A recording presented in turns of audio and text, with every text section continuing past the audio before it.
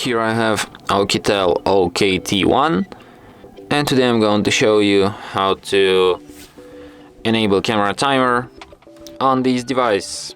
So firstly you have to open camera, and then tap here, and here you have timer. You can set it on 10 or on 3 seconds, just like this. So let's set it on 3 and try to make a photo, and as you can see, timer works just perfect. And that's it. Thanks for watching. If you find this tutorial useful, don't forget to hit that like button and subscribe to our channel.